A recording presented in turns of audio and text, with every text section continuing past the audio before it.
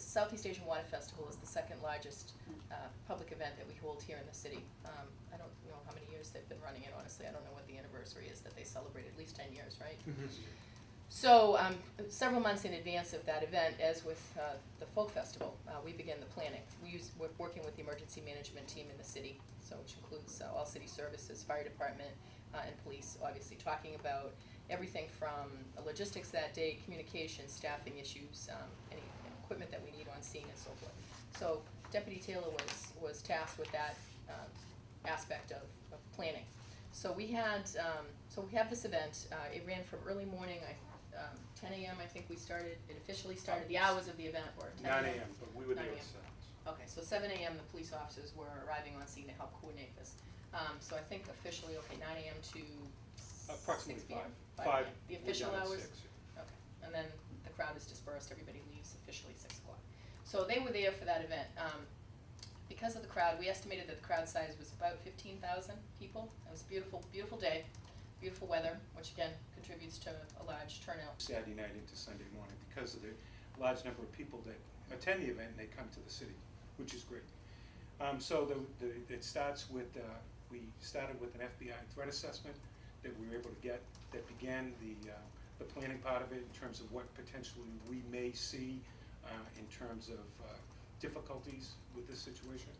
And that really has, post 9/11, but certainly ramped up after the Boston Marathon bombing. And then we had a series of meetings. We put together deployment for our own offices. In addition to that, we brought in Mass State Police K-9 bomb dogs. We brought in a CST team, which is a National Guard suspicious package team, where they can come in and look at suspicious packages and deal with them effectively.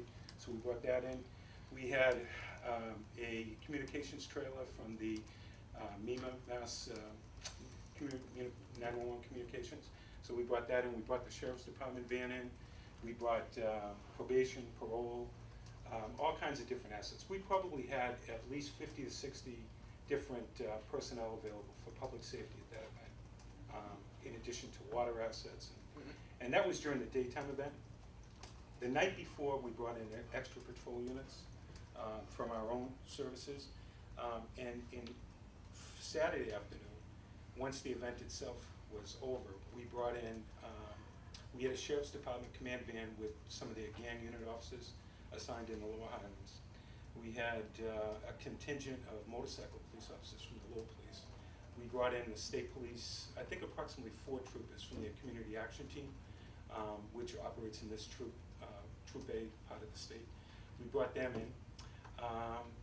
We had a number, and we had probably 9 officers that were specially designated to operate in, we call it a community response unit, and their idea was to monitor some of the house parties and some of the activity in the neighborhood. Advance notice that there might be problems there. A DJ was coming up from Boston. Haysbert, Mr. Haysbert, he didn't want a police detail. Matter of fact, he blamed the police for starting some of that. But yet, there were 4 officers assigned to work inside that club. So, did you prioritize? That was under Superintendent LaValle. Did he prioritize? That wasn't a detail. That wasn't a detail. They weren't. Okay, They were on-duty personnel that, because we believed there was going to be a risk there, that we assigned them to make frequent checks and to go in there. They weren't assigned to work there. No. They weren't in a fixed post there for 4 hours that So evening. you could deploy officers into a club if you think there's a threat to public safety Sure, or something. Okay. absolutely. And remember, the officers that work in the special investigations is what we officially call them. There's our drug unit, but they also are responsible for liquor enforcement, going in and doing the inspections and enforcement of different things, the rules and regulations and so forth, going in and doing inspections. So it would not be uncommon on any given night for us to have those personnel actually go in and do an inspection and make sure everything's in order, and so forth. So yes, at any time we would monitor an event, send people inside an establishment. As long as they, they certainly, I would hope they wouldn't in any way attempt to obstruct us from going in. But they're a licensed establishment, so we have a right as agents of the License Commission to go in there at any time and do inspection. But again, that night they went in there, so yes, the establishment didn't choose to hire a detail. There's no requirement in place that they hire a detail. To go back to what Chris just asked about. So what we do know is that just shortly before the events on Middlesex Street, there was a house party call, loud music call to the Highlands on Loring Street. And the officers were dispatched, and when the officers arrived, and we've had the chance to listen to the audio on that, but the officers were yelling for assistance. And I think they called 3 times. There was an urgency, escalating urgency, like, is there a car coming, I need a car, so some units were redirected over there. Those are some of the challenges that we face, but that did to pull some resources away from the downtown, but.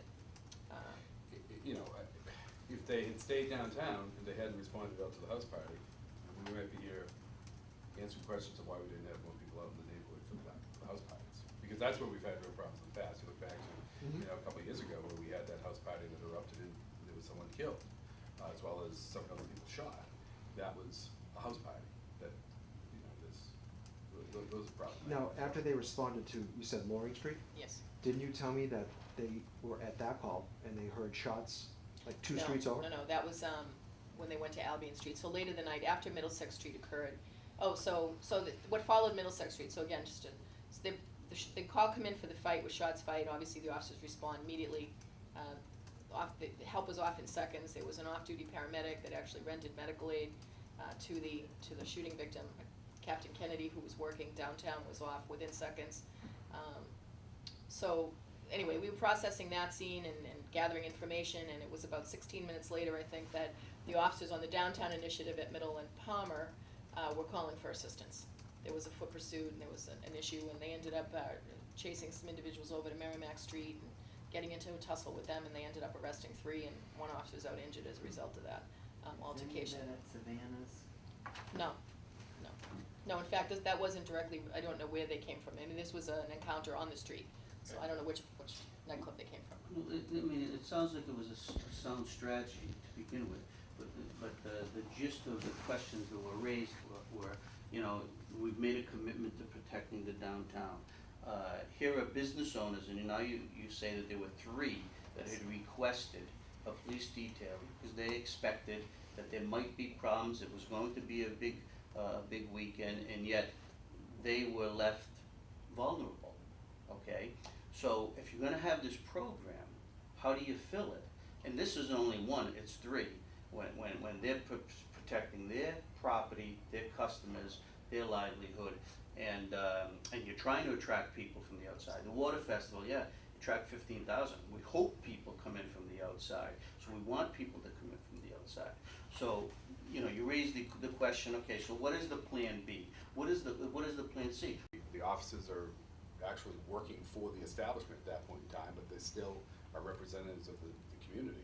And so I know that my own experience in working in serving on the Interlocal Insurance Association board that insures municipalities across the Commonwealth, it was recommended and actually a policy set forth that communities should not put police into liquor establishments. Have them be outside, but not inside, because if something breaks out, there's a high risk